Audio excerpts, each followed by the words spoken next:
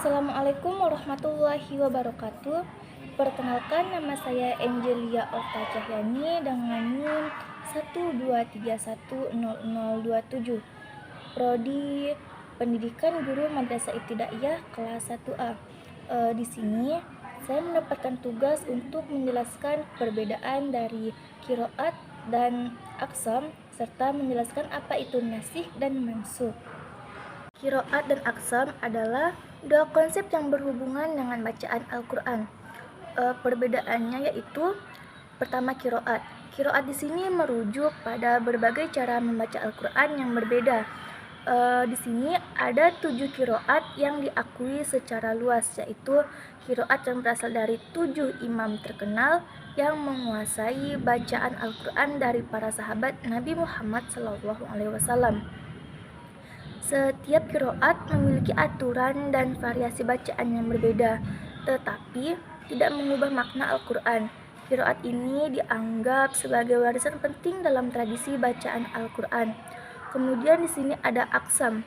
Aqsam ini merujuk pada jenis-jenis bacaan Al-Quran yang dibagi berdasarkan cara pengucapannya. Ada 3 aqsam yang diakui. Yang pertama itu ada Hafiz, ada Syu'bah, dan Ibnu Katsir. Aqsam ini mengacu pada perbedaan dalam pengucapan huruf-huruf tertentu dalam Al-Quran. Meskipun ada perbedaan dalam pengucapan, makna Al-Quran tetap sama. Jadi, perbedaan utama antara qiraat dan aqsam adalah bahwa qiraat merujuk pada berbagai cara membaca Al-Quran yang berbeda, sementara aqsam merujuk pada jenis-jenis bacaan Al-Quran yang dibagi berdasarkan cara pengucapannya. Selanjutnya di sini saya akan menjelaskan tentang nasikh dan mansukh. Makna kata nasikh secara istilah dijelaskan oleh ahli fikih atau fuqaha, yaitu bahwa nasikh adalah raf'u al-syar'i hukman syar'iyan bidalilin syar'iyyin mutarakin anhu, yang berarti pengangkatan atau penghapusan oleh asy-syari Allah Subhanahu wa taala terhadap hukum syara' dengan dalil syara' yang terbaru. Yang dimaksud dengan pengangkatan hukum syara' adalah penghapusan kontinuitas pengamalan hukum tersebut dengan mengamalkan hukum yang ditetapkan terakhir. Sama halnya dengan nasikh, kata mansukh juga memiliki pengertian secara etimologi dan juga terminologi.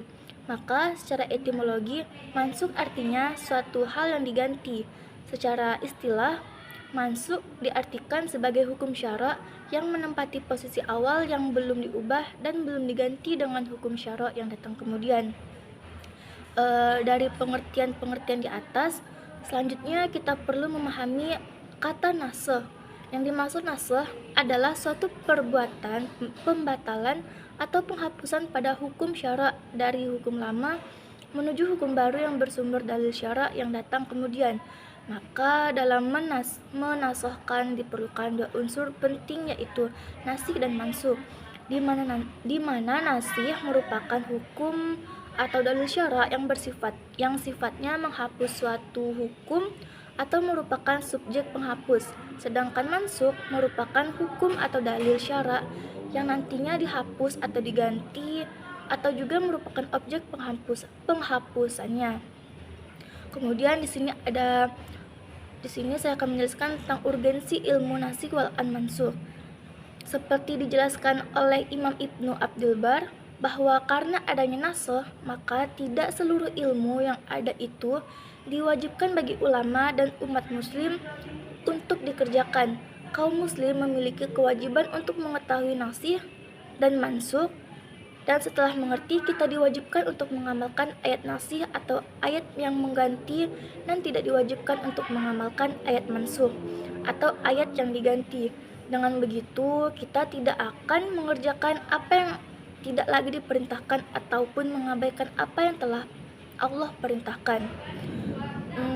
Dalam nasikh dan mansukh juga terdapat rukun dan syarat.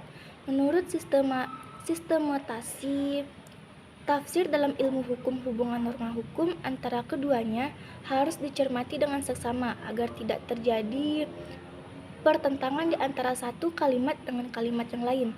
Berdasarkan hal itu, maka dalam nasikh wa al-mansukh ada sejumlah pilar, yaitu rukun yang terdiri atas yang pertama ada adat nasikh, ialah sebagai statement yang meyakinkan bahwa benar-benar ada pembatalan suatu hukum yang sudah ada.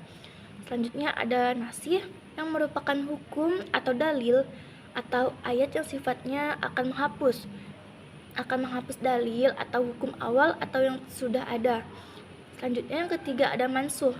Ini merupakan suatu hukum atau dalil yang akan dihapus, dibatalkan ataupun dipindahkan keberadaannya. Selanjutnya ada mansukhan, yang berarti orang-orang yang harus mendapat beban dari hukum tersebut.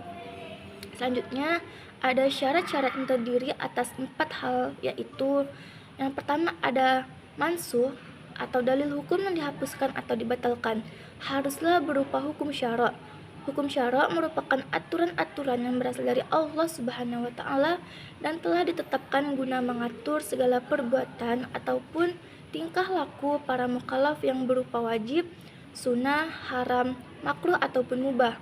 Artinya bahwa suatu mansukh bukan berasal dari hukum akal pikiran ataupun hukum yang diciptakan manusia.